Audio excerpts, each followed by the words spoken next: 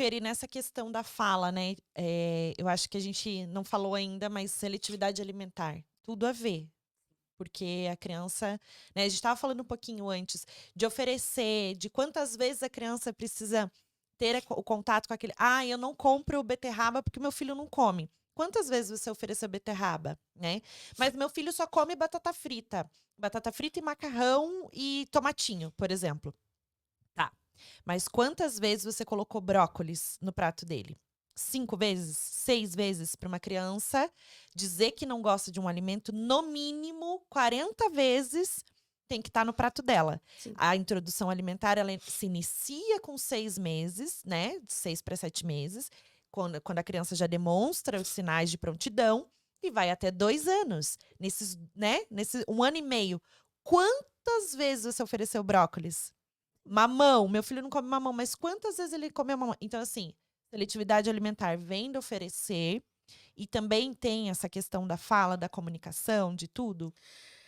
A seletividade alimentar, hoje em dia vem se falando mais nisso, porque antes era só frescura, né. Hoje vem se falando mais seletividade alimentar, só que daí a criança não come 3, 4 alimentos, daí todo mundo já acha que é seletivo. E não é, não é. Uma criança que tem seletividade alimentar, ela tem um grupo muito restrito de alimentos que ela come. Muito restrito, tipo menos de 30 alimentos. Pra eu falar que uma criança é seletiva, eu vou fazer um inventário de todos os alimentos que ela come, e aí eu vou colocar num papel mesmo, listinha. E aí eu vou contar. E aí, quando a gente vai fazer a avaliação de seletividade alimentar, eu vou ver por que que ela não tá comendo. Tem uma padronização nessa alimentação ou não? Tem Sempre a mesma é coisa. sempre a mesma coisa. Tem crianças que padronizam a comida por cor. Só come comida amarela. Só come comida em tons pastéis. Só come comida clara. Ou é por textura, só come crocante, só come pastoso, só come, É. né. Então a gente vai fazer essa padronização, mas pra gente falar em seletividade alimentar, primeiro eu tenho que ver quantas vezes foram oferecidos esses alimentos pra criança, e ele tem que ter um grupo muito pequeno, restrito mesmo de alimentos.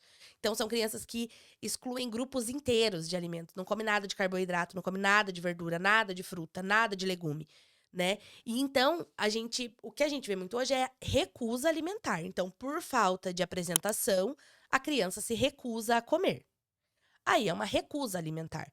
A gente consegue, trabalhar mais fácil, é uma criança que vai evoluir muito mais rápido, desde que ela seja apresentada aquele alimento. E a gente tem uma escalada do comer. Então, antes da criança efetivamente comer, ela tem que tolerar estar perto do alimento, ela tem que cheirar, ela tem que manusear, ela tem que experimentar e aí ela vai comer. E para eu falar que a criança come aquele alimento, ela tem que aceitar pelo menos 80% das vezes que eu oferecer, né, porque tem dias que você não tá afim. Tem dias que você olha lá, eu amo brócolis, mas tem dia que eu olho brócolis e falo: não tô muito afim". E tá tudo bem.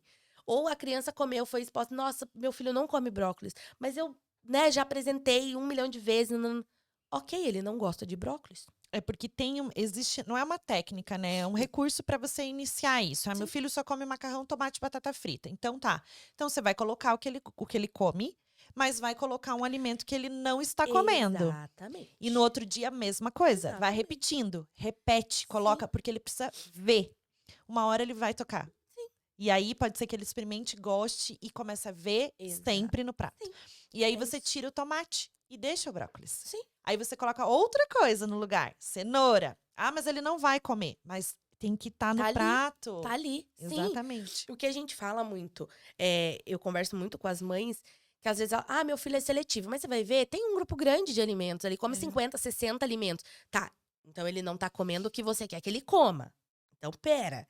Então vamos juntas ver aqui qual que é o maior padrão da alimentação. Ah, o maior padrão da alimentação dele é que ele gosta de coisas crocantes. Beleza. Então, vamos oferecer, por exemplo, um chips de cenoura, que é crocante, mas cenoura é um alimento que ele não come. Então a gente vê a padronização e a gente oferece um alimento novo numa textura que ele come. Ou, por exemplo, só come comida clara, comida em tons pastéis. Então, vamos oferecer um purê de batata? Vamos oferecer um arroz com uma forma diferente, com um negocinho, uma batatinha, uma coisa que a gente usa o padrão da criança alimentar para oferecer alimentos novos. Então, primeiro, eu vou oferecer alimentos dentro do padrão que ela já apresenta, né? E a gente tem muita criança também que apresenta uma rigidez cognitiva para isso, É.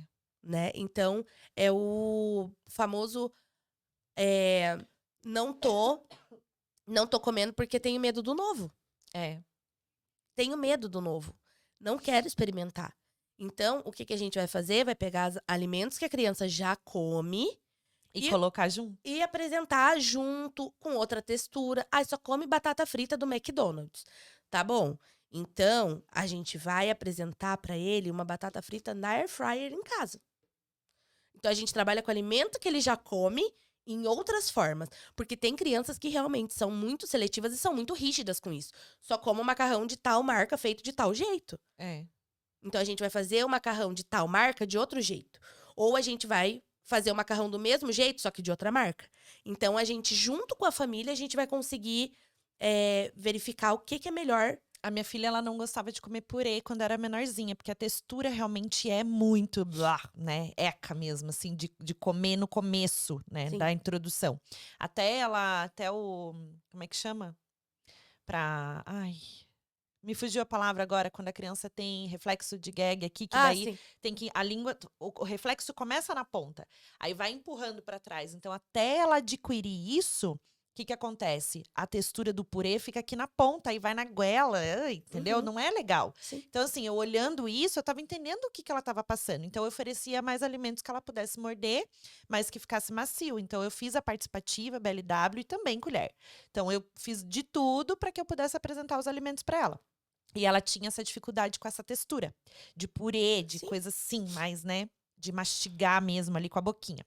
Então, o que eu fiz? Comecei a apresentar a batata de outras formas. Então, ela não comia batata, porque daí tinha no purê, o que eu fiz? Cozinhava, também não ia, porque daí o quadradinho da batata tem que fazer esse movimento, também não ia. Aí eu comecei a assar ela no forno quadradinha, depois em palito. Então, assim foi indo, assando no próprio forno. E aí ela gostou dessa maneira. Então, hoje ela come assim. Depois eu voltei com o purê. Sim. Então, aí comecei a oferecer tudo de novo, fui indo. Hoje ela voltou a comer o purê. Então, assim, é um processo. Não adianta a gente querer que a criança coma aquilo ali, a criança... Ou dá só o que ela quer. Não, ela tem que ter essa diversidade. Ah, meu filho só come ovo. Ele não come carne moída. Mas por que ele não come carne moída? Porque tem alguma textura que ele não tá acostumado. Sim. Então, vamos fazer a carne moída em formato de bolinho? De quibe? Para pegar na mão? Coloca no macarrão misturadinho? O que dá para fazer? Tem milhões de coisas. Dá trabalho? Dá. Tudo dá trabalho. Tudo cansa.